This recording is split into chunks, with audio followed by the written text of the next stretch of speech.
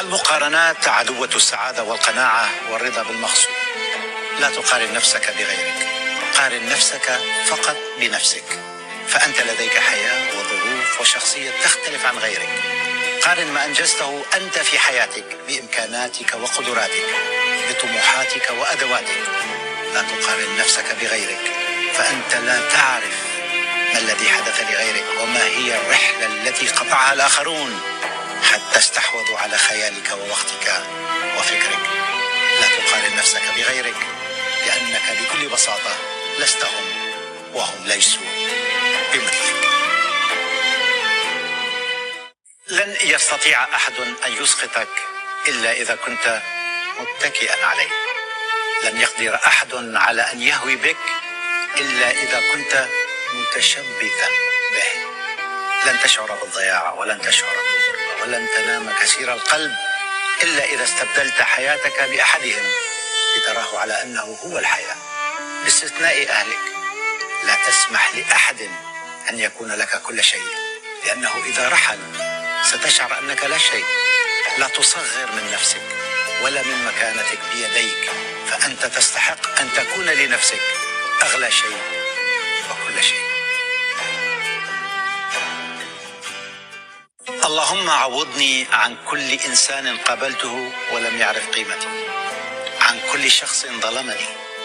اللهم عوضني عن كل موقف أفسد بعضا من حياتي، عن كل صدمة كسرتني، عن كل طعنة آلمتني، عن كل خذلان آذاني. اللهم عوض ألمي فرحا وخساراتي مكسبا، واجعلني قرير النفس هانئ البال، واجعلني متصالحا مع نفسي في كل الظروف والأحوال، واجعلني صبورا شكورا، وجنبني ذل الحاجة ومر السؤال. حقيقة الأشخاص الذين من حولنا ومن نحن على علاقة بهم لا يعلمها إلا الله، ومهما سمعنا منهم من تأكيدات على طيبهم وحسن نواياهم، ومهما سمعنا منهم من وعود، ستبقى مجرد كلمات تسقط أو تنجح في امتحان الفعل والحاجة والخلافات. ليس عليك أن تتعامل مع البشر على أنهم سيئون حتى يثبت العكس، ولا كلهم جيدون حتى يثبت العكس.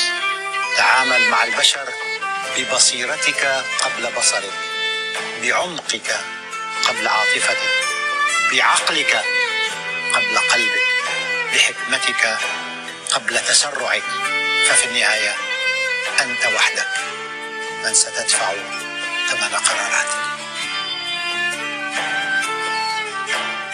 هناك حكمة في كل الأمور في هذه الحياة، فقدومك إليها وحيدا ومغادرتك لها وحيدا فيها حكمة.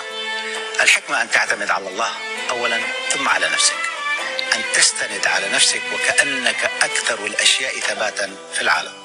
نعم، لا حياة بدون بشر، ولا حياة بدون أحبة، ولا حياة بدون عواطف وشوق وحنين واحتواء، لكن يجب أن تعود نفسك على قبول فكرة رحيل الناس وتغيرهم وتقلبهم واختفائهم.